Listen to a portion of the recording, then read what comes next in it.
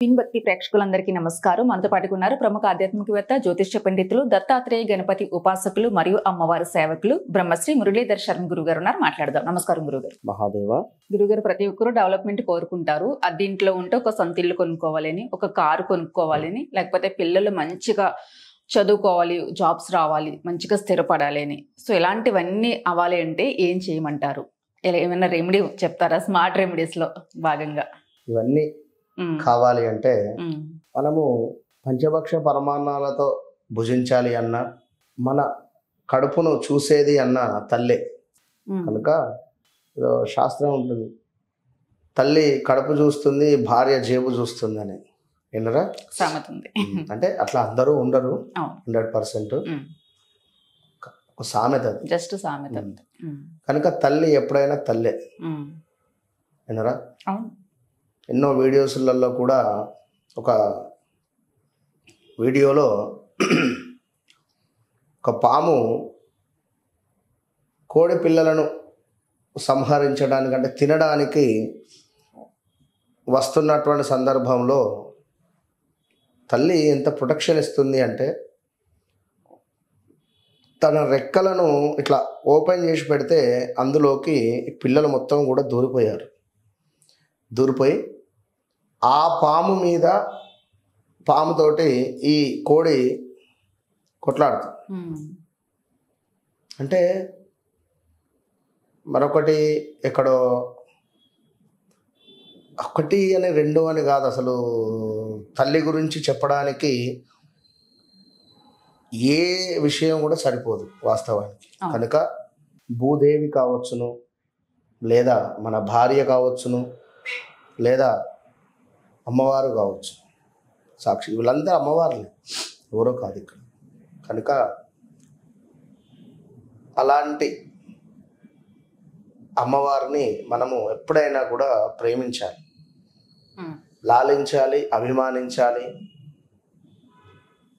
అడుక్కోవాలి ప్రేమగా. తల్లి నాకు ఇది కావాలి, అమ్మ ఇది కావాలి, అడిగితేనే అమ్మాయిని అన్నం పెడుతుంది అంటారు కదా, అదేవిధంగా.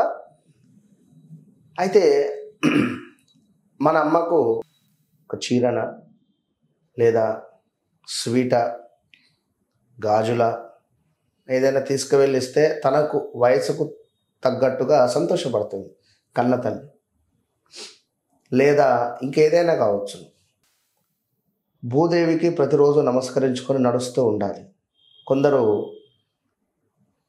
అనద్దు కానీ ఆ అడుగులు ఎంతో భారంగా వేస్తారు భూమిపై.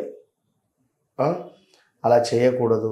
కొన్ని వస్తువులు కూడా భూమిపై విసిరేస్తూ ఉంటారు, మనకు ఒక ఎనర్జీ ఫామ్ చేస్తుంది అది. కనుక ఇవన్నీ కూడా మనం చూసుకొని ముందుకు వెళ్ళాలి. మరొక ముఖ్యమైన విషయం ఏమిటి అంటే అమ్మవారి యొక్క ఆరాధన ఎవరైతే చేస్తారో వారికి తప్పకుండా వెనక్కి తిరిగి చూడకుండా పంచభక్ష పరమాన్నాలు అమ్మవారు ఇస్తుంది అనేటంలో ఇలాంటి అతిశయోక్తి లేదు. ఇది 100% సత్యం సత్యం సత్యం అంతే. కనుక ఒక శుక్రవారం రోజు పాలకోవా బిళ్ళలు ఒక 15 లేదా 15 అయినా తీసుకుని వెళ్ళవచ్చును, లేదా ఒక 24 అయినా తీసుకువెళ్ళండి. 24 పాలకోవా బిళ్ళలు ప్యూర్ తీసుకువెళ్ళి అమ్మవారి యొక్క దేవాలయంలో అమ్మవారికి సమర్పించి ఒక ఎరుపు రంగు క్లాత్, ఎరుపు రంగు చీర కావచ్చును, ఎరుపు రంగు జాకెట్ పీస్ కావచ్చును, ఎరుపు రంగు టవల్ కావచ్చును, ఎరుపు రంగు క్లాత్ ఏదైనా 1 మీటర్ ఉండేది యూజ్ అయ్యేది. దాంతో తాంబూలం, దీంతో పాటుగా చక్కగా మనకు తాంబూలము, ఒకటే 2 తమలపాకులు, అందులో ఒక వక్క, 2 లవంగాలు పెట్టి చక్కగా కొంత తేనె పోసి, తేనె ఆ యొక్క 2 తమలపాకులు ఒక వక్క పెట్టి దానిపై కాస్త తేనె పోసి, కుదిరితే మనకు కుడక పొడి దొరుకుతుంది మనకు, ఆ యొక్క కుడక పొడిని తీసుకొని అందులో వేసి చక్కగా కూడా ప్యాక్ చేసి 2 లవంగాలను గుచ్చేసి ఆ యొక్క తమలపాకుకు తాంబూలం ఇది అమ్మవారికి సమర్పించండి అని చెప్పి అక్కడ బ్రాహ్మణులకు చెప్పి స్వీట్ను ఇచ్చి ఆ వస్త్రాన్ని ఇచ్చి అమ్మవారి ముందు కూర్చోండి. ఓం ధూం దుర్గాయై నమః, ఓం ధూం దుర్గాయై నమః, ఓం ధూం దుర్గాయై నమః, ఓం ధూం దుర్గాయై నమః 108 సార్లు చదవండి. చదివి నమస్కరించుకొని ఒకసారి హారతి ఇవ్వమని చెప్పండి. కుదిరితే, లేదు అనుకుంటే నమస్కరించుకోండి. అక్కడ వ్యవస్థ ఎట్లుంటే అట్లా నమస్కరించుకొని ఆ స్వీట్లను ఇవ్వమని చెప్పండి.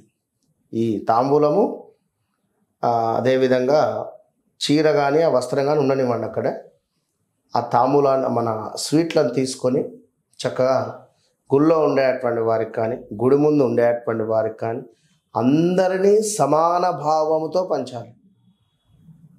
గుడి ముందు అడుక్కునేవారు ఉంటారు, వారు సంతోషంగా అడుగుతారు, ఆగు వీళ్ళకి ఇచ్చిన తర్వాత నీకు ఇస్తా, చీరాకొద్దు ఇట్లా వారికి ఇచ్చి వీరెంతో వారు అంతే అనే భావన మనకు ఉండాలి. మంచి మనస్తత్వం ఉండాలి. ఫస్ట్ ఆఫ్ ఆల్ ఇక్కడ నేను ఇందాక వీడియోలు చెప్పా, యాక్సెప్ట్. ఇది చేస్తే నాకు ఇష్టం లేదు, సరే ఓకే యాక్సెప్ట్. ఇప్పుడు మనం ఓకే, తర్వాత మళ్ళీ చూద్దాం. కొంత ఒకటే చెప్తున్నాను, ఎక్కువ మాట్లాడకుండా బీ స్మైల్తో ఉంటే అంతా విజయం మీ సొంతం. అది ఎలాంటి సిచ్యువేషన్ అయినా మీరు అరిచేసినంత మాత్రాన అది మారిపోదు. జరిగింది జరిగిపోయింది. మీ అరవడం ఒకటే అక్కడ. విన్నరా, ఒకరొక మాట అన్నారు, ఏం చేస్తాం? వాడి కర్మ వాడు అనుభవిస్తాడు కదా.